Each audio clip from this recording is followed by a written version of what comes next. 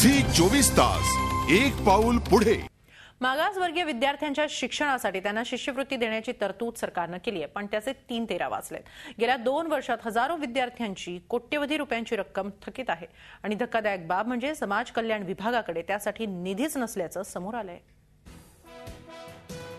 शैक्षणिक अधिकारांतर्गत राज्य सरकारने मागासवर्गीय विद्यार्थ्यांना शिष्यवृत्ती देण्याची तरतूद तर केली, मात्र त्याचा लाभ प्रत्यक्षात विद्यार्थ्यांपर्यंत पोहोचतच नाहीये। गेल्या 2 वर्षात हजारो मागासवर्गीय विद्यार्थ्यांना त्यांचं शिक्षण पूर्ण झालं तरीही शिष्यवृत्ती मिळालेली नाहीये। या विरोधात राष्ट्रवादी विद्यार्थी काँग्रेसनं समाज कल्याण विभागावर मोर्चा काढला।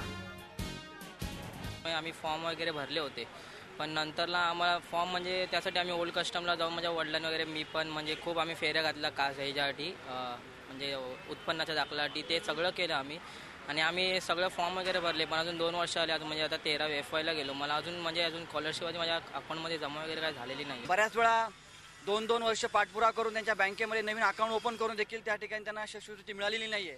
म्हणून हा आज मुंबई विद्यापीठामध्ये तिथे एक स्वतंत्र समाज कल्याण विभागाचं केंद्र असावं ही प्रमुख मागण्या अशा आम्ही जवळजवळ 13 मागण्या या ठिकाणी मांडलेल्या आहेत।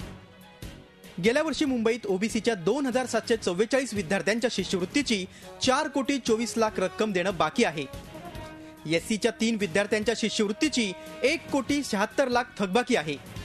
एसबीसीच्या 529 विद्यार्थ्यांना 1,07,00,000ची शिष्यवृत्ती मिळाली नाही, तर फ्रीशिप एससीच्या 2,509 विद्यार्थ्यांना 6,56,00,000 रुपये दिले गेलेले नाहीयेत, तर ओबीसीच्या 2,801 विद्यार्थ्यांना 6,10,00,000 रुपये मिळालेले नाहीयेत।